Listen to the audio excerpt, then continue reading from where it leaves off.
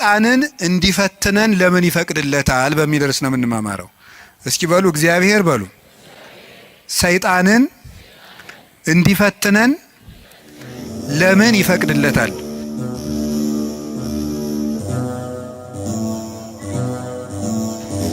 ድገም ውስጥ እግዚአብሔር በሉ። ሰይጣንን እንዲፈትነን ለምን ይፈቅድለታል?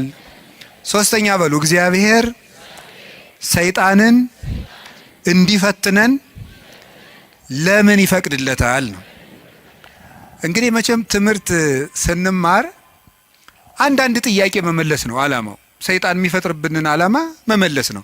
እርግጠኛ ነኝ የሁላችሁም ጥያቄ ነው። ነው አይደለም? እስቲ ነው የሚል ነው። እሺ እግዚአብሔር ይስጥልን። የሁላችሁም ጥያቄ ነው። ካልሆነ እንለፈው ርስን። የሁላችሁም ጥያቄ ነው። እሺ በብዙ ሰው የማያምኑ ሰዎችም ይህንን ይጠይቃሉ። እግዚአብሔር መልካም ከሆነ ለምንድን ነው እንደዚህ ያለ ችግር ሲደርስብን ዝም የሚለን? ለምን ዝም ይላል እግዚአብሔር የሚል ነገር አለ። መጽሐፍ ቅዱስንም ስናነብ የሚጋጭ የሚመስል ነገር ብዙ ነገር ታገኛላችሁ። የመጀመሪያው እግዚአብሔር ባህሪው መልካም ነው። ባህሪው መልካም ነው። በሱ ዘንድ ክፉ የለም። አልወ ጽልመት ውስተ መክፈልታቲሁ። በእግዚአብሔር በባህሪው ኃጢአት የለበትም፣ ነውር ነቀፋ የለበትም። እስመ ንጹሕ ጠባያቲሁ ለእግዚአብሔር። የእግዚአብሔር ባህሪ ሁሉ ፍጹም ንጹሕ ነው። እግዚአብሔር ባህሪው ንጹሕ ነው። ፈቃዱ ደግሞ መልካም ነው። ኄር እግዚአብሔር ለእለ ይትዔገሥዎ ወያድኅኖሙ በጊዜ ምንዳቤሆሙ። እግዚአብሔር ለሚታገሱት ሁሉ እግዚአብሔር መልካም ነው፣ በመከራ ቀንም መሸሸጊያ ነው ይላል ትንቢተ ናሆም ምዕራፍ 1 ቁጥር 7 ላይ እግዚአብሔር መልካም ነው፣ በመከራ ቀንም መሸሸጊያ ነው። እግዚአብሔር መልካም ነው፣ በመከራ ቀንም መሸሸጊያ ነው። ወምስካኢነ ውእቱ አምላኩ ለያዕቆብ። የያዕቆብ አምላክ መጠጊያችን ነው። ወበይንተዝ ኢንፈርህ ለማድለቅለቀት ምድር ወለመኒ ፈለሱ አድባር ውስተ ልበ ባሕር። ስለዚህ ተራሮች ተነስተው ወደ ባህር ልብ እንኳን ተነስተው ቢገቡ ወይም ቢነቀሉ አንደነግጥም፣ የያዕቆብ አምላክ መጠጊያችን ነውና። ይሄ እግዚአብሔር መልካም እንደሆነ ነው የሚያሳየው።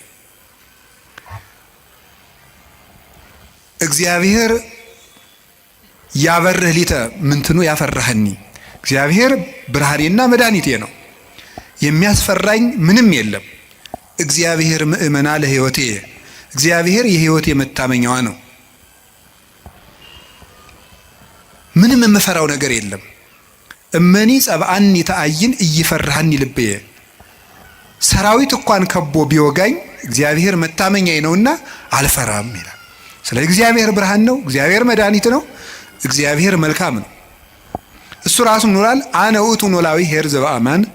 እኔ እውነተኛ እረኛ መልካም እረኛ እኔ ነኝ ይላል። በጎ እረኛ እኔ ነኝ። እንኳን በአፋ ሆኖ መጠበቅ ይቅርና ራስን አሳልፎ በመስጠት እንኳን የሚጠብቅ እረኛ ነው እሱ። እግዚአብሔር ንጉሥ ሆኖ መጠበቁ፣ አምላክ ሆኖ መጠበቁ፣ በሰማያዊት መንግስቱ በግርማ መለኮቱ ሆኖ መጠበቁ ድንቅ ነው። ከዚያ ያለፈ ደግሞ የሚደንቀው ራሱን በመስጠት የጠበቀን እረኝነት ግሩም ነው። ለእኛ ራሱን አሳልፎ መስጠቱ። እግዚአብሔር እኔ ቸር እረኛ ነኝ ብሏል። እኔ ቸር እረኛ ነኝ፣ በጎቼም እኔን ያውቁኛል፣ ድምፄንም ይሰማሉ። በእኔ በኩል የሚገባ ይድናል። እኔ በጎች በር ነኝ። ዘዋንተ ኀቤ ውእቱ ይድኅን። በእኔ በኩል የሚገባ ይድናል። ይበውእ ወይወፅእ፣ ይገባል ይወጣል። ወይረክብ ምርአየ፣ መሰማሪያም ያገኛል ይላል። ስለዚህ በጎቼ እኔን ያውቃሉ፣ እኔም በጎቼን አውቃለሁ። አልቦ ዘየሐይደኒዮን እምድየ፣ በጎቼን ከእጄ የሚነጥቃቸውም ከቶ የለም ይላል። እንግዲህ እግዚአብሔር ጠባቂያችን ነው፣ እረኛችን ነው፣ መልካም ነው፣ ቸር ነው። እግዚአብሔር ሰው እንዲጠፋም አይፈልግም። ኢፈነወ እግዚአብሔር ለወልዱ ከመ ይትሐጐል ኩሉ ዓለም አላ ከመ ይሕየው። እግዚአብሔር ዓለሙ ሁሉ እንዲድን እንጂ እንዲጠፋ ልጁን አላከውም ይላል። እግዚአብሔር ዓለሙ ሁሉ እንዲድን ነው እንጂ እንዲጠፋ አይፈልግም።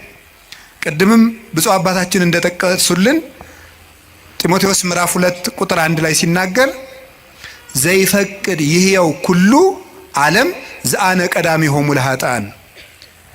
የኃጥአን መጀመሪያቸው የምሆን እኔንም ጨምሮ ዓለም ሁሉ እንዲድን የሚወድ እግዚአብሔር ይላል ቅዱስ ጳውሎስ። ዓለም ሁሉ እንዲድን የሚወድ እግዚአብሔር የሚወደው ዓለም ሁሉ እንዲድን ነው። ወይኩን ፈቃድከ እንላለን። ፈቃድህ በሰማይ እንደሆነች እንዲሁም በምድር ትሁን እንላለን። ቅዱስ ዮሐንስ አፈወርቄን ሲተረጉም ፈቃዱሰ ለእግዚአብሔር ድህነተ ዓለም ውእቱ ይላል። ፈቃድህ ይሁን እያልን እንጸለያለን። ፈቃዱ ምንድን ነው ይልና የእግዚአብሔር ፈቃዱ ዓለም እንዲድን ነው ይላል። ሰዎችን ሁሉ ይወዳል፣ ለፍጥረት ሁሉ ይራራል። ፍጥረትን እግዚአብሔር እንኳን እሱ ይቅርና ቅዱሳን ቸሮች ናቸው። የቅዱሳን ቸርነት ከሰው አንሶ እስመ ነፍሰ ጻድቅ ይትራራ ላዕለ ነፍሰ እንስሳው፣ የጻድቅ ሰው ነፍስ ለእንስሳ እንኳን ይራራል ይላል። ጻድቅ ለእንስሳ እንኳን የሚያዝን ነው። እግዚአብሔርን ተውት። አንድ ሰው እግዚአብሔርን መምሰል ሲጀምር ለእንስሳ እንኳን የሚያዝን ይሆናል። ለእንስሳት የሚያዝን ይሆናል። ዛሬም ድረስ አሉ ለእንስሳት የሚያዝኑ። በገጠር ያሉት ያዝናሉ። የከተማው ሰው እንጃ ያላውቅም፣ ከተማ ስለማልኖር። የገጠር እናቶች ጤፍ እንኳን ሲያበጥሩ ለወፎቹ ይተውላቸዋል፣ እንዲለቅሙ ይተውላቸዋል። ለዝንጀሮ ይተዋል። በኦሪት ዘዳግም ማለት ቃርሚያ በቃረምክ ጊዜ አዝመራህን ጨርሰህ አትጨደው፣ ለድሃና ለአውሬ ተው ተብሏል። ርኅራኄ የብሉይ ኪዳንም የሐዲስ ኪዳንም አስተምሮ ነው። ጥጃውን አርደህ በእናቱ ወተት አትቀቅለው ይላል።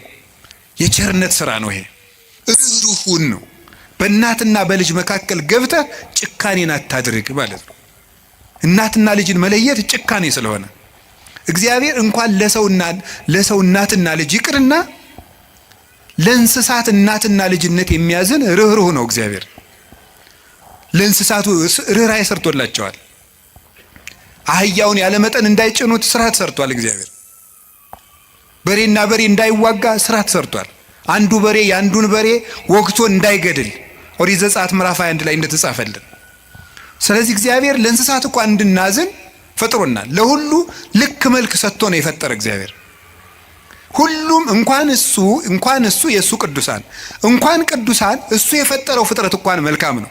6 ቀን የፈጠረው ፍጥረት ሁሉ ወሬ እግዚአብሔር ከመሰናይ እግዚአብሔርም ያ መልካም እንደሆነ አየ እያለን የደመደመው የፈጠረው ፍጥረት ሁሉ እግዚአብሔር መልካም ነው። እንግዲህ እግዚአብሔር መልካም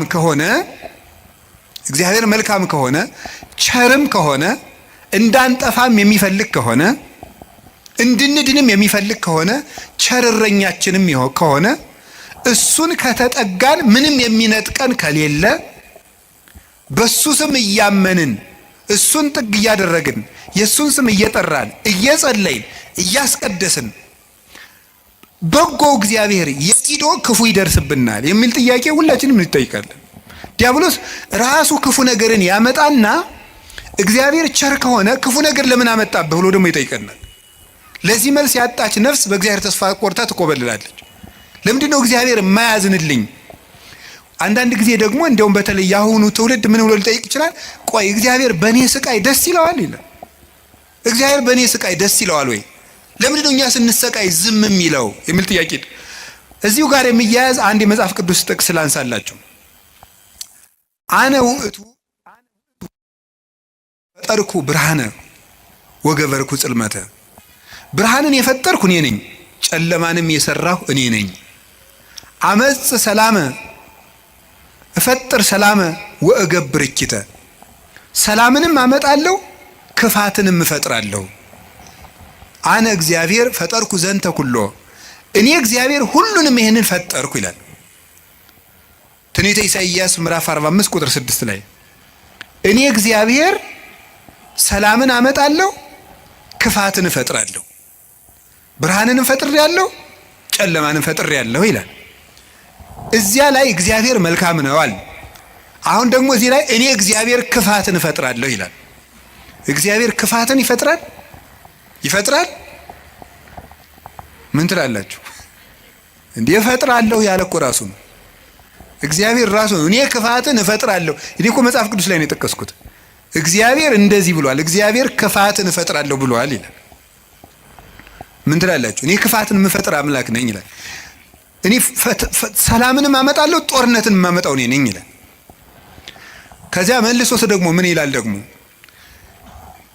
መልእክተ ያዕቆብ ምዕራፍ 1 ቁጥር 3 ላይ ኢያሜክር እግዚአብሔር በእኩይ ይላል። እግዚአብሔር በክፉ ማንንም አይፈትንም ይላል። እንዴት ያለ ነገር ነው! እግዚአብሔር በክፉ ማንንም አይፈትንም። ኢሳይያስ ላይ ደግሞ እኔ እግዚአብሔር ክፋትን እፈጥራለሁ። አልተጋጨም? ተጋጭቷል። ተጋጭቷል? እሺ፣ አልተጋጨም። አንስታሴዎስ የሚባል ሊቅ ምን ብሎ ይናገራል? መጽሐፍ ቅዱስ ተጣልቶ አያውቅም። መጽሐፍ ቅዱስ የተጣላ መስሎ የሚታየን እኛ ከመጽሐፍ ቅዱስ ጋር ስለተጣላን ነው ይላል። አንተ ከመጽሐፍ ጋር ስትታረቅ መጻሕፍት ተጣልተው አያውቁም ብሎ ይናገራል። ስለዚህ እግዚአብሔር መልካም ነው። እስቲ እግዚአብሔር መልካም ነው በሉ። እግዚአብሔር ቸር ነው በሉ። ሰው ሁሉ እንዲድን ይፈልጋል፣ ይረዳናልም። ልብ በሉ። እንዲያውም ምንድን ነው የሚለው? ወይ ፈቅድ ምክንያት ለድኂን። እግዚአብሔር ሰውን ለማዳን ምክንያት ይፈልጋል። ሰውን ምክንያት ፈልጎ ነው የሚያድን እንጂ ቆይ እስቲ በገሌ በምን ልፍረድበት አይደለም የሚለው። የሚያድን ነገር ከዚህ ሰውዬ ምን ላግኝ፣ እንዲያው ምን አይቼ ልማረው ነው የሚለው እንጂ እግዚአብሔር እንዲያው በገሌ በምን ልፍረድ ይችንም ልመዝግብ አይደለም የሚለው። ኃጢአትን ብትቆጣጠር ኑሮ በፊት ማን ይቆማል ያለ ዳዊት ይሄን ነው። ኃጢአትን ብትቆጥር በአንተ ፊት የሚቆም ማንም አይቆምም። ቸርነትን ነው የሚቆጥር። እግዚአብሔር ሰውን ለማዳን ተግቶ የሚሻ አምላክ መሆኑን የምታዩት ሰውን ለማዳን ወርቅ እፈልጋለሁ ቢል ኑሮ ወርቅ ስንት ሰው ይኖረዋል? እግዚአብሔር ግን ሰውን ለማዳን እስከ ውሃ ዝቅ ያለ አምላክ ነው። ቀዝቃዛ ውሃ የሰጠ ይድናል አለ። ምን ማለት መስላችሁ? እስከ ትንሹ ነገራችሁ ድረስ እናንተን ለማዳን እወርዳለሁ። ውሃ ማንም ሰው ሊያገኘው የሚችለው ነው። ሌላ መንፈሳዊ ትርጉም አለው። ውሃ የሰጠ የተባለ ይላል ቅዱስ ቄርሎስ። ሰው ምንም ነገር ቢሰጥ በእግዚአብሔር ዘንድ ውሃ ነው። አካልህን እንኳን ለእግዚአብሔር ቆራርጠ ለሰማዕትነት አሳልፈ ብትሰጥ ለእግዚአብሔር ግን ውሃ እንደ መስጠት ነው። ምክንያቱም ያ አካል የራሱ ነው። እግዚአብሔር ደግሞ ላንተ ያደረገልህ ነገር ያንተ አካል ቢቆራረጥ እንኳን የማይመጥን ነው። ስለዚህ ለእግዚአብሔር ምንም ነገር ብንሰጥ ውሃ ነው። አካል ውሃ ነው። እንደዚያ ከሆነ እግዚአብሔር እንደዚህ ያለ መልካም አምላክ እንዲህ ያለ መልካም አባት ከሆነ ለኛ የሞት አምላክ አኮ በመላክ ወአኮ በተንባል መልአክ ልኮ አማላጅ ልኮ ሳይታረቀን ራሱ መጥቶ ከታረቀን እስከዚህ ድረስ ሰው የሚወድ አምላክ ከሆነ ለምንድን ነው እግዚአብሔር ክፉ የሚያመጣብን የሚል ጥያቄ ይኖራል። እግዚአብሔርስ በክፉ ይፈትናል ወይ? መልሱ አይፈትንም ነው። እስኪ አይፈትንም በሉ። እግዚአብሔር በክፉ ይፈትናል አይፈትንም? እግዚአብሔር ክፉ ይፈጥራል አይፈጥርም? እስኪ ነገር ይፈጥራል አይፈጥርም? አይፈጥርም። እግዚአብሔር እንዴ እፈጥራለሁ ብሎ አላልክም ቅድም ልትሉ ትችላላችሁ። እግዚአብሔር ክፉ አይፈጥርም። ታዲያ ምን ማለት ነው? ክፉ ሲመጣ ዝም ይላል ነው። እስኪ በሉ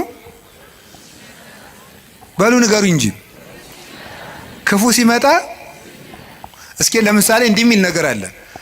ሮሜ ምዕራፍ 13 ቁጥር 1 ላይ እስመ ይሰየም መኮንን ዘእንበለ ዘእምኀበ እግዚአብሔር ይላል። ያለ እግዚአብሔር ፈቃድ ባለስልጣን አይሾምም ይላል። በደንብ ስሙ። ያለ እግዚአብሔር ፈቃድ ምን አይሾምም? እና እንግዲህ ሁሉም ባለስልጣን እግዚአብሔር እየፈለገ ነው የሾመው ነው? አዎ አይደለም? ሁሉም ባለስልጣን ማለት ነው። እንደው የዛሬዎችን መገምገም ከፈራችሁ የድሮዎችን ገምግሙ፣ ችግር የለም። እውነቴን እኮ ነው ማለት ነው። ቢያንስ የድሮዎቹ መጥተው ምንም አያረጉንም ማለት ነው። ስለዚህ የድሮዎቹን መገምገም ትችላላችሁ። እና እንደው ሁሉንም እግዚአብሔር እየወደደ የተሾሙ ናቸው። ምን ይመስላችኋል? ይሄ እግዚአብሔር ክፉ ነገር ሲመጣ ይፈቅዳል ነው። እስቲ ይፈቅዳል በሉ። ይፈቅዳል የሚለው ነገር ፈቃድ እግዚአብሔር የሚባለው ሁለት ትርጉም አለው። ፈቃድ እግዚአብሔር የሚባለው አንደኛው ውዴታ ነው። ሁለተኛው ደግሞ ይሁን ማለት ነው። የእንግሊዘኛ ቃላትን ለመጠቀም ይቅርታ አድርጉልኝ፣ ልጠቀም ነው ገና ስለ ቅርብ ለማድረግ ለእናንተ እንዲመቸኝ ነው። የመጀመሪያው ምን ይባላል? ፐርሚሽን ይባላል። እስቲ ፐርሚሽን በሉ እንጂ። ሁለተኛው ዊል ይባላል። እስቲ ዊል በሉ። እሺ ፐርሚሽን ማለት ምን ማለት ነው? እናንተ ኃጢአት ስትሰሩ እኔም ስሰራ እግዚአብሔር ይፈቅድልናል። ምን ማለት ነው ይሄ? ይፈቅድልናል ማለት እግዚአብሔር እኔ ኃጢአት ስሰራ ደስ ይለዋል ማለት ነው። ይሄ ምን ለሚባለው ፐርሚሽን ይባላል። ስራ ከጠቀመ ስራ ነው። ኃጢአት አይጠቅምህም ብዬ እኔ ነግሬሃለሁ፣ ይጠቅመኛል ካልክ ስራ ብሎ ይተውሃል ማለት ነው። መተው እሱ ፐርሚሽን ይባላል፣ ያሰናብተናል። ስለ እግዚአብሔር ክፋት እንዲሰራ ያደርጋል ማለት ክፋት እንዲሰራ ሰዎችን ይተዋቸዋል ነው፣ እንዲሰራ ያደርጋል። ዊል የሚባለው ደግሞ ወዶ የሚሰራው ነው። እግዚአብሔር እንድንጸልይ ይፈቅዳል፣ በሉ እንድንጾም፣ እንድንጸድቅ፣ እንድንታረቅ፣ ይሄ ፈቃድ ነው ይባላል። ይሄ ፈቃድ ማለት ነው ውዴታው፣ ወዶ የሚያደርግልን ነገር። ገብቷችኋል? ልዩነቱ ገብቷችኋል? እሺ። ይፈቅዳል ማለት የመጀመሪያው ፈቃደ እግዚአብሔር ነው ይላል። ዝም ብሎ ምንድነው ፈቃደ እግዚአብሔር? ያለ ፈቃደ እግዚአብሔር ባለስልጣናት አይሾሙም ማለት ከየት ነው የምታስገቡት? ክፉ ሰዎች ሲሾሙ ምን ይላቸዋል ነው? ዝም ይላቸዋል ነው፣ ይተዋቸዋል ነው እንጂ ሰዎቹን ናማ እናቴ የተሾምና ሰውን ጨርስልኝ አይላቸውም። እግዚአብሔር እንደዚያ ብሎ ይሾማል ማለት አይደለም። እንደዚያ ሳይሆን የሚያደርገው እግዚአብሔር ክፉዎች ሲሾሙ ዝም ይላል። ለምንድን ነው ዝም የሚለው? እግዚአብሔር ነው ክፉ ነገር ሲመጣ። ስለዚህ ክፋትን እፈጥራለሁ ማለቱ ክፉ ሲመጣ ዝም እላለሁ ነው። ወይም ምን ማለት መሰላችሁ? የእግዚአብሔር እጅ አጥር ነው፣ ጠባቂ ነው፣ ረድኤት ነው። የእግዚአብሔር እጅ በእግዚአብሔር ለመጠበቅ ያልተገባን ሆነን ስንገኝ እግዚአብሔር አጥሩን ያነሳዋል። ያልተገባን ሆነን ስንገኝ አትጠብቀኝ ስንል ማለት ነው። ምን ማለት መሰላችሁ? መዝሙረ ዳዊት ላይ እንዲህ ይላል፣ መዝሙር 9 ላይ ውሃ ኮሃጠ ለእግዚአብሔር፣ ኃጢአተኛ ሰው እግዚአብሔርን አወከው ይላሉ ሊቃውንቱ። አወከው ማለት ምን ማለት ነው? እንዳይምረው ኃጢአት ይጨምራል፣ እንዳይቀስፈው ጥቂት ጥቂት ጽድቅ ይሰራል። ማታ መዝሙር ቀን ዘፈን እንደማለት እያቀላቀለ እግዚአብሔርን አወከው። ወይም ደግሞ ኃጢአተኛ ሰው እግዚአብሔርን አነሳሳው ይላሉ አባቶቻችን። እንደ ደረቅ ሰው ይላሉ። እንደ ደረቅ ሰው፣ ደረቅ ሰው እንደው ጣይም አድርጌው ነው እንጂ ሌላ ነው የሚል አንድምታው። ደረቅ ሰው የሚለው ምን ማለት መስላችሁ? አቅም የሌለው ሰው ዋ እኔ አንተ ሰው ረፍ ብያለሁ ሲለምናል ወንድ እስኪነካኝ ወተት ነው እንጂ ደም አይወጣኝ የሚል ይሄ ማለት ነው። አቅም የለው ግን ደረቅ የሆነ ማለት ነው። በሉኝ በሉኝ የሚል ማለት ነው። ኃጢአት እየሰራ በየቀኑ ለእግዚአብሔር የመቅሰፍት ጨንገር የሚያቀብለው ሰው ማለት ነው። ቅሰፈኝ ቅሰፈኝ ቅሰፈኝ እያለ እግዚአብሔርን መቅሰፍት የሚለምን ሰው አለ ነው። እግዚአብሔር የመዳን እድል የመስተካከል እድል በሰጠው ቁጥር እየተበላሸ ለእግዚአብሔር የቁጣ በትር የሚያቀብለው ሰው፣ ለዚህ ሰው እግዚአብሔር የጥበቃ ረድኤቱን ያነሳበታል። ልቡ እንዲስተካከል የሚያራራውን የሚገስጸውን ረድኤቱን ሲያነሳው ልቡ ይደነድናል፣ ጨካኝ ይሆናል፣ ያሰናብተዋል። ያን ጊዜ ሰዎች በሙሉ አራዊት አጥር ሲነሳላቸው በተከፈተ ቤት ውስጥ ገብተው እንደሚሰለጥኑት ሁሉ እግዚአብሔር ረድኤቱን ከኛ ላይ ሲያነሳ አራዊት የሆኑ ሰዎች በስልጣን ሊሆን ይችላሉ፣ በጭካኔ ሊሆን ይችላሉ፣ መጥተው እንዲሰለጥኑ ያደርጋቸዋል ማለት ነው። በሰው ላይ እንዲሆኑ ያደርጋቸዋል እንደተባለው ማለት ነው። አንድ ዲያቆን ነው አይደል የተባለው መቅደስ ውስጥ ቅዱስ ጳውሎስን እንትቷሉ የኢዮብን መጽሐፍ ያነባል አሉ። እንዲያው እኮ ይገርማል። እና የሚያነበው ደግሞ አነግስ ብእሴ መደለው የሚለውን ነው። አጼ ቴዎድሮስ እያስቀደሱ ነው ይባላል። ጨካኝ ንጉሥ አነግሳለሁ የሚለውን ነው የሚያነበው። ጨካኝ ንጉሥ አነግሳለሁ ብሏል እግዚአብሔር የሚለውን ያነባል። ምን ብለው ጨመሩበት እሳቸው? ቀጥሎ ያለውን እሱ ግን አይላትም አውቆ በይንተ ከየህዝብ የሚለውን ጨምረው እንጂ ያሉት አሉ። ስለ ህዝቡ ክፋት የሚለውን ጨምረህ አነበው አሉት። ስለምኑ ክፋት ነው? ስለ ህዝቡ ክፋት ነው። ስለዚህ ክፉ ነገርን ማን ነው ያመጣው ካላችሁን፣ እኛ በሉ ንገሩኝ እንጂ እኛ ነን ክፉ ነገርን የምናመጣው። እግዚአብሔር ክፉ ነገርን አመጣለሁ ማለት ክፉ ነገር ሲመጣ ዝም እላለሁ፣ አሰናብተዋለሁ ማለት ነው። ፈርዖን በእስራኤል ላይ እንዲሰለጥን ዝም እለዋለሁ ነው፣ አሰለጥነዋለሁ። ለምንድን ነው እግዚአብሔር ክፉ ነገር እንዲመጣብን የሚፈቅድ? አይወደንም? ይወደናል። አይፈልገንም፣ ይፈልገናል። አያዝንልንም፣ ያዝንልናል። እና ግንሳ ምን ሆነ? እንዳይጠብቀን እንዲጠብቀን የሚያደርገውን ነገር ሁሉ ቆርጠነዋል። ከሱ ጋር መዋል አንፈልግም። እሱን በጸሎት ማነጋገር አንፈልግም። ሕጉን መፈጸም አንፈልግም። በቤቱ መኖር አንፈልግም። መታረቅ አንፈልግም። መስማማት አንፈልግም። በምን መልኩ ይጠብቀን? አብሮን ቢኖር ክፉ አይደርስብንም። አብሮን እንዳይኖር ደግሞ ቤታችን ቆልፈናል። እኔ በደጅ ቁሜ አንኳኳለሁ፣ የሚከፍትልኝ ቢኖር ራት እበላለሁ ብሏል። የምንከፍተው እኮ ደጃፋችን መስኮታችን አይደለም፣ ልብ ነው ደጅ ያለው። ያን መክፈት ይጠበቅብናል። በየት ይግባ ክርስቶስ እኛ ጋር ለመግባት? ስለዚህ እንዳይጠብቀን ስናደርግ ክፉ ነገሮች ወደኛ ይመጣሉ። እንደ ቅዱስ ዮሐንስ አፈወርቅ ደግሞ አነጋገር እግዚአብሔር ክፉ ነገር ወደኛ የሚያመጣው አስፈራርቶ ወደ ቤት ለማምጣት ነው ይላል። ምን ለማድረግ ነው? በሉ ንገሩኝ እንጂ። አቤት! አስፈራርቶ ወደ ቤት ለማምጣት። ይሄንን ቅዱስ ዮሐንስ አፈወርቅ በምን ይመስለዋል? ልጇ ቁማር እየተጫወተ ባስቸገራት እናት መስሎ ያስተምራል። ቁማር፣ የዛሬውን ቁማር እኔ አላውቅም። የድሮ ሁሉ ቁማር አለ። ምን ግጫ ምናምን ቅልቦሽ የሚባል አለ በገጠር። ይሄ ገበጣ በጣም ብዙ አለ። በቃ የቁማር አይነት የገጠር ቁማር ነው። ይሄ እረኞች የሚጫወቱ በቁልፍ በምናምን ነው። ያን እየተጫወተ ሲያስቸግራት ምን ታደርጋለች ይላል? ማስክ የለበሱ የሚያስፈራሩ ጎልማሶችን ከጎረቤት ትልክበታለች ይላል። ሕፃን ሆኖ እያካስቸገራት የሚሉ ሰዎች ትልክበታለች። ያ ሕፃን ልጅ በእነዚያ ተስፈራርቶ ምን እንዲያደርግ ይመስላችኋል? እየሮጠ ወደ እናቱ ቤት እንዲመጣ ነው። እንደዚያ የምታደርገው እናቱ ልጇን ጠልታ ሳይሆን ልጇ ከዚያ ነገር እንዲወጣ የሚያስፈራሩ ሰዎችን ትልክበታለች። እግዚአብሔር ክፉ ነገሮች ወደኛ ሲመጡ ዝም የሚላቸው ዋናው ምክንያት ምንድነው ሲባል እነዚያ ነገሮች እንኳን ቢሆን አስፈራርተውን ቃለ እግዚአብሔር ስላልመለሰን፣ ምክር ስላልመለሰን፣ ንስሐ አባት ስላልመለሰን፣ መጽሐፍ ስላልመለሰን፣ ስብከት ስላልመለሰን፣ ምንም ነገር ስላልመለሰን ቢያንስ የሚያስፈራሩ ነገሮችን እንኳን መጥተው ወደ ቤቴ ቢመጡ ብሎ ነው። አይታችኋል አይደለም? አሁን በኮቪድ ጊዜ ሰው እግዚኦ ማረነ ክርስቶስ እግዚኦ እንዴ! ያን ጊዜ እኮ ታምር እኮ ነው፣ ታምር ነው። እኔ እንደውም ይገርማቸዋል። አጠቃላይ እኔ የዛን ጊዜ አንድ ጊዜ በኮቪዱ ጊዜ አንድ ወረዳ ገጠር ወረዳ ላይ ሄጄ ነበርና መነኮሳት ጓደኞች አሉኝ አባቶች፣ የወረዳው ካቢኔ በሙሉ ንስሐ ገባ ከነሱ። እንደው ሁሉ ጊዜ ኮቪድ በሆነ አልኩኝ እኔ እንደው ካቢኔ ሁሉ ንስሐ እንዲገባ እንደው ኮቪድ ትንሽ ቆየት ባለ ያስብላል በእውነቱ ማለት ነው። አሁን ሰው ይውላችሁ እግዚአብሔር የሚያስፈራሩ ነገሮችን የሚልክብን ለዚህ ነው። አንድ ችግር ሲገጥመን እንሰበሰብ። አምና የነነዌ እንግዲህ ታስታውሳላችሁ አይደል? ሁል ጊዜ እንሰበሰባለን። ችግር ሲመጣ እግዚኦ ማረነ ክርስቶስ እንላለን።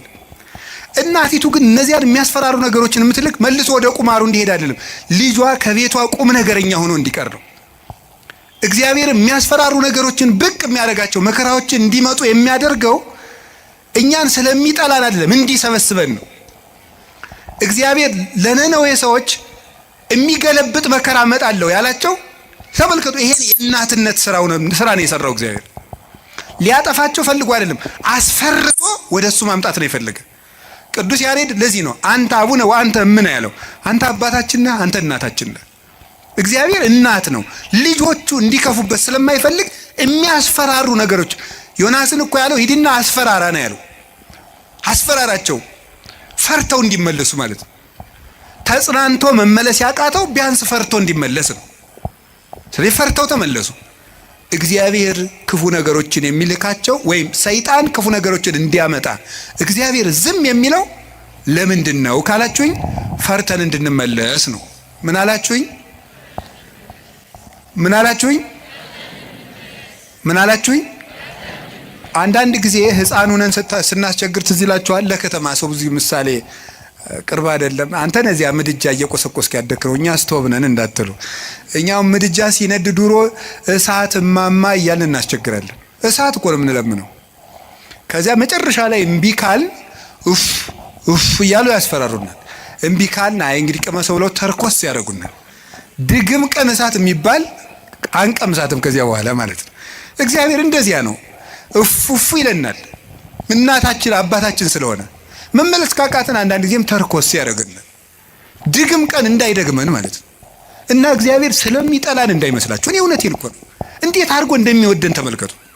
አሁን እናት ልጇን በሳት መተርኮስ ፈልጋ ነው አይደለም። ልጄ ጨርሶ ከሚቃጠል እንደው ትንሽ ይተኩሰውና ለሌላ ቀን እንዳይቃጠልብኝ ነው ነገሩ እኮ። እግዚአብሔር ገሃነም እንዳይበላን እኮ ነው ትንንሽ ነገሮችን የሚተረኩሰን። ገንዘቦቻችን በማሳጣት ዘመድ እንዲሞትብን፣ ጓደኛ እንዲለየን በማድረግ ከሹመት እንዲሻሩ፣ እንድናጣ፣ እንድንዋረድ፣ ኃጢአት ስንሰራ የሚያዋርዱንን ሰዎች በመላክ ሰዎች እንዲደርሱብን በማድረግ በማጋለጥ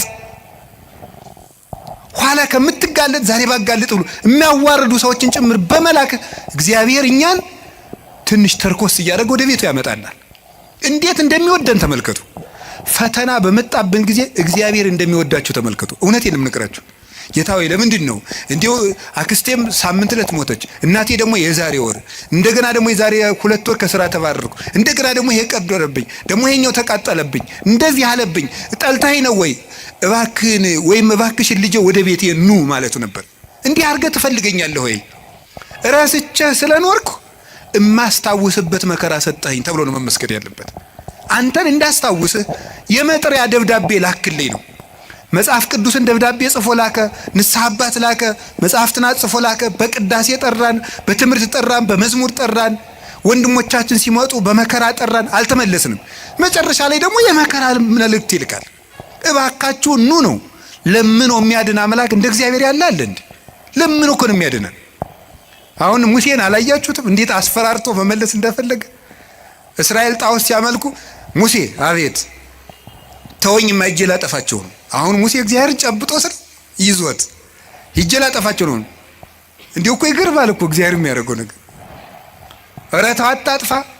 እንዲህ ማብላት ሲያቅተው ጊዜ በረሃ አምጥቶ ጨረሳቸው ነው የሚለው አለ ሙሴ። እግዚአብሔር እንዳይሰደብበት ነው እሱ። 40 ዓመት ማብላት ሲያቅተው በረሃ አምጥቶ ጨረሳቸው ነው የሚለው አሉት። እንዲያውም እነሱን አታጥፋ። አባቶቻችን ሲተረጉሙ አሁን እግዚአብሔር ሊያጠፋቸው ወዶ አይደለም ሙሴ እንዲሰራቸው እንዲቀጣቸው ብለው ነው እንጂ ይላል። እንግዲያስ ሂድና ቅጣ አለው። ሰርቶ ቀጥቶ እስራኤልን ወደ ራሱ ሰበሰባቸው። በማስፈራራት እንድንመለስ እግዚአብሔር ክፉ ነገር እንዲመጣ ያደርጋል። ከቃሉ ጋር ናችሁ? ከቃሉ ጋር ናችሁ? እግዚአብሔር ከሁላችን ጋር ይሁን። ስንት ሰው ነው እግዚአብሔር በሚያውቀው እንዴ ተነግሮ እኔ እንዲያው አሁን ሰውየው መዚህ ስለሌለ ተመስገን ነው ልናገር። ተነግሮ ይሄንም አይሰማውም፣ ችግር የለም። ተነግሮ አልሰማ ያለ ሰውዬ የሳምባ ቲቪ ገብገብ ሲያደርገው የቆረበ ሰውን ያውቃሉ። ተመስገን ነው። እንኳን ቲቪ መጣ። እንዲህ እውነቴን እኮ ነው የምነግራችሁ። ተርኩት ስንት ሰው ነው፣ ስንት አመፀኛ ነው። ጸበል እንደምን ሰነበታቸው፣ አማን ነው፣ ሰላም ነው፣ ፒስ ነው የሚለው ሁሉ ጸበል ሲሄድ እግዚአብሔር ይመስገን የሚለው እንዲሁ እግዚአብሔር ማን ይተርኩሰን እንጂ እኔ እውነቴን እኮ ነው የምነግራችሁ። እግዚአብሔር ማን ይተርኩሰን። ምድር ጠቧችሁ እኮ የምትራመዱት ሁሉ ጸበል ስትሄድ ኩምሽሽ በቃ እንዲሁ ለተቸገረ እንድናዝን አረማመዳችን እንኳን ልክ እንዲኖረው ንግግራችን መጠን እንዲያበጅ እግዚአብሔር ማን ይተርኩሰን እንጂ ተነግረን ሰምተናል እንዴ? እውነቴን ነው። ስለዚህ ስንቶቻችሁን እስቲ አሁን እዚህ ውስጥ ራሱ ብቆሰቁስ እዚህ ከተሰበሰበው ውስጥ እግዚአብሔር በሚያውቀው እግዚአብሔር ነቅሶ ቢያወጣ ሲቸግራችሁ ወደ ቤተ ክርስቲያን የመጣችሁ ስንቶቻችሁ ናችሁ? ስንቶቻችሁ ናችሁ?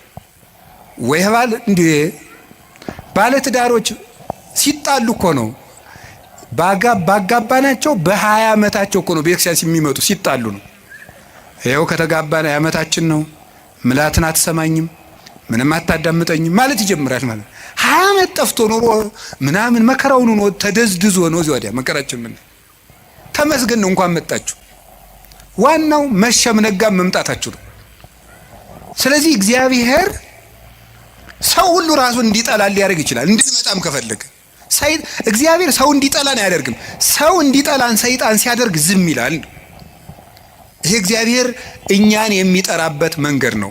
በቸርነቱ ወደ ቤቱ ይጥራል። የነነዌ ሰዎች የሚያስተምሩን ይሄንን ነው። እኛም ነገ ከነገ ወዲያ አሁን ሁላችሁም ችግር ካለባችሁ እግዚአብሔር ጠልቶኝ ነው አትበሉ። እግዚአብሔር ወደ ቤቱ ሊጠራኝ ፈልጎ ነው ማለት ያለብን። ከቃሉ ጋር ናችሁ? እግዚአብሔር ከሁላችን ጋር ይሁን። ሁለተኛው እግዚአብሔር ክፉ ነገር ሲመጣብን ለምንድን ነው ዝም የሚለው ካላችሁን ለመጥራት ነው ብያቸዋለሁ። የኃጢአት ይቅርታ ለማድረግ ነው።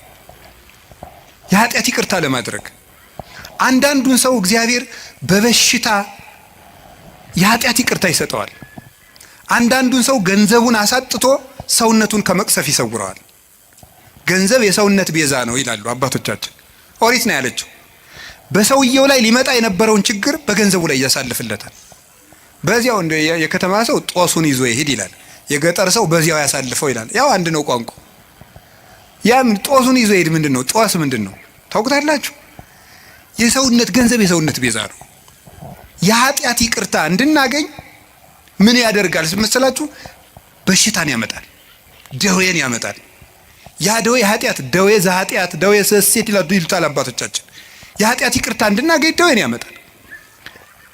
ስለዚህ እግዚአብሔር ለምን እንደሚያደርገው ሲባል ይቅርታ ለመስጠት ገስጾ ቆንጥጦ ነፍሱን ላትርፈው ብሎ ማለት ነው። እንዲሁም አባቶቻችን ምን ይላሉ? ለምሳሌ አንድ ጻድቅ ያደረገው ልንገራችሁ። አንድ በጣም ፍጹም ጻድቅ አውሬ ሲበላው ያያል።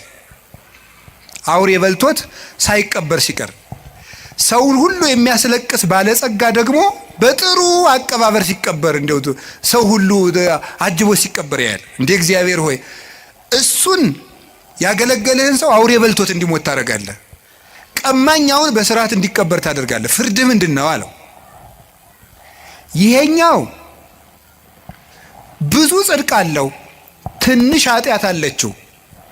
የእሷን ቦታ የእሷን ፈንታ ስጋውን አውሬ እንዲበላው አድርጌ ነፍሱ ፍጹም እንድትሆን አድርጌያለሁ። ይሄኛው ደግሞ ሙሉ ኃጥ ነው፣ ግን ትንሽ ጽድቅ መቼስ የሌለው የለም። የዚያን ዋጋ ደግሞ በምድር ተመችቶት እንዲቀበር ተመችቶት እንዲኖር እንደገና ደግሞ በአጃቢ እንዲቀበር አድርጌያለሁ። ያኛውም የሰማይ ዋጋውን አግኝቷል፣ ይሄም የምድር ዋጋውን አግኝቷል። ስለዚህ ያኛውን አውሬ እንዲበላው ያደረኩት ሲበላው ዝም ያልኩት ዋጋው ፍጹም ይሆን ዘንድ ነው። አንተ በእኔ ፍርድ አትግባ ብሎ መለሰለት ይባላል። እኔ ሁሉንም አውቃለሁ ይላል። ስለዚህ አንዳንድ ጊዜ ሁላችንም እንላለን ለገሌ ያልሆነ እግዚአብሔር እግሌትን ታውቃታለች። አቤት ስታስቀድስ ሲያስቀድስ ማንም አይቀድመውም እኮ እንላለን። ግን ለነሱ ያልሆነ አይ ቤተ ክርስቲያን እነሱም እንዲህ ነው የሆኑ እንላለን። እግዚአብሔር ግን በኋላ አመጣዋለሁ። ይሄንን የሚያደርግበት ምክንያት ለኃጢአታቸው ይቅርታ ለማድረግ ነው።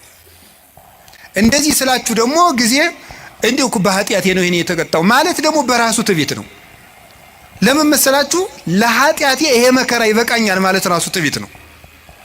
በቸርነቱ ይዞኝ ነው እንጂ አባቶቻችን እንደ ቸርነት እንጂ እንደ በደላችን አይሁን የሚለውን ቅዳሴ ላይ ያለውን ቃል ሲተረጉሙ ብዙ ትርጉም ነው ያለው። መከራ የምታመጣብን የቸርነትህን ያህል ነው እንጂ የኃጢአታችን ያህል አምጥታ አታውቅም ይላሉ። የቸርነቱን ያህል እንጂ የኃጢአታችን ያህል መከራ ቢያመጣ በምድር ላይ መቆም የሚችል ሰው የለም። ስለዚህ እግዚአብሔር ለምንድን ነው ይሄን የሚያደርገው ሲባል ይቅርታ ሊሰጠን ነው። ከቃሉ ጋር ናችሁ? ከቃሉ ጋር ናችሁ?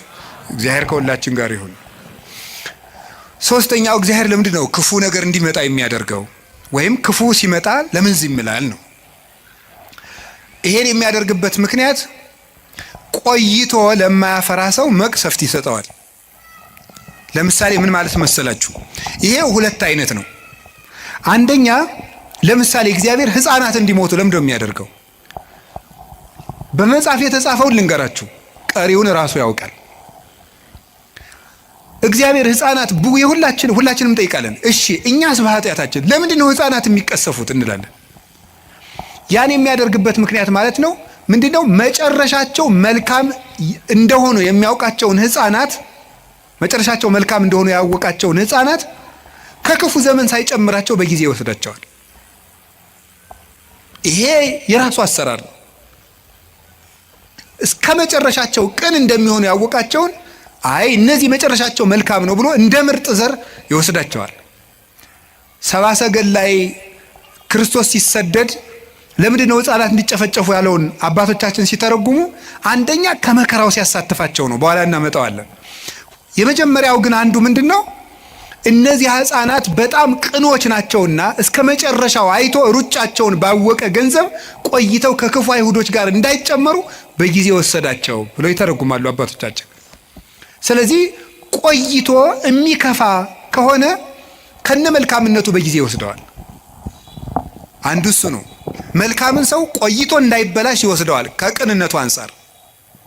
ሁለተኛ ደግሞ ቢቆይም በመቆየቱ ራሱም ከመጎዳት ሰውም ከመጉዳት በቀር መልካም ነገር የማያደርገውን ደግሞ በጊዜ ያነሳዋል። ይህንም ደግሞ ይቀስፈዋል። መቆየቱ የማይጠቅመው አለ። ደግሞ እንደዚህ ስላችሁ ጊዜ እንደው ጌታ ሆይ እኔ መቆየቴ አይጠቅመኝ ዛሬ አንሳኝ እንዳትሉ።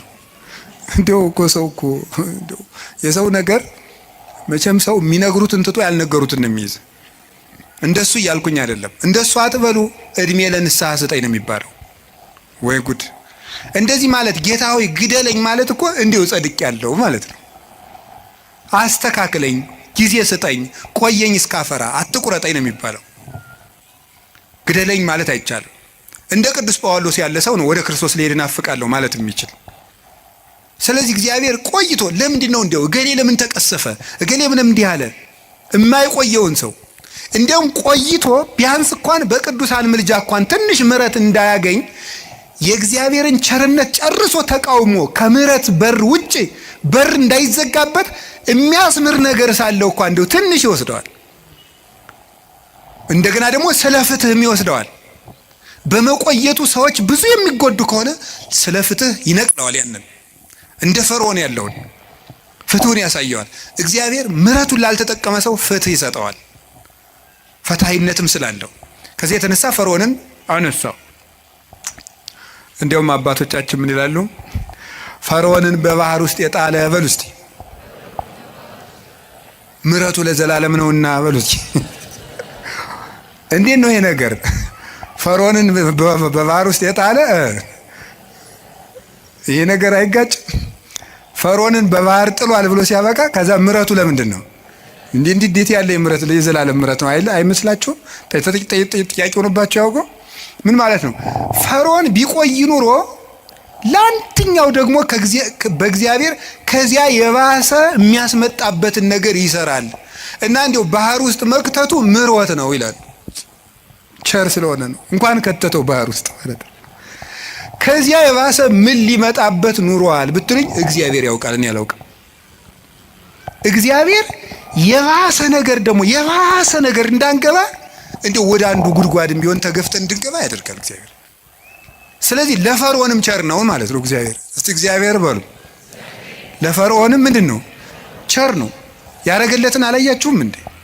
አድርጎለታል እኮ በአንበጣ እየቀጣ በዝንብ እየቀጣ በውሃ እየቀጣ በጓጉንቸር እየቀጣ በልጅ ሞት እየቀጣ አሳይ በከብት ሞት እየቀጣ በረዶ በደረቅ በጋ እያወረደ ከሳት ጋር አሳየው። 10 ቸርነት እኮ ነው ያደረገልን። 10 ቸርነት አድርጎ እግዚአብሔር አንድ መቅሰፍት ነው ያመጣ። እሱም ቸርነት ነው ሊቃውንቱ ያሉት። እሱም ቸርነት ነው።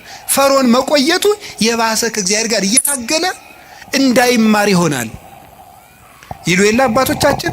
እግዚአብሔር አዳምን እንደው ገነት ውስጥ እንደው ቢተወው ኑሮ ይላሉ አባቶቻችን ብለን ብንጠይቅ ሲመልሱ እግዚአብሔር እንደው አዳምን ይወደዋል እንደው ቢተወው ኑሮ ገነት ውስጥ እንደው ባያስወጣው። መልሱ ምን የሚሉት አበው ሲናገሩ ይሄን አዳም ገነት ውስጥ ቢቆይ ኑሮ አይ እግዚአብሔር እኮ እኔን ከገነት እኮ ያላስወጣኝ ከኔ የበለጠ ፍጥረት ስለማያገኝ ስለሚወደኝ ነው። አያገኝማ ከኔ የተሻለ እንዴት ያስወጣኛል ብሎ የባሰ እግዚአብሔር እንዳይምረው ይሆን ነበር ነው።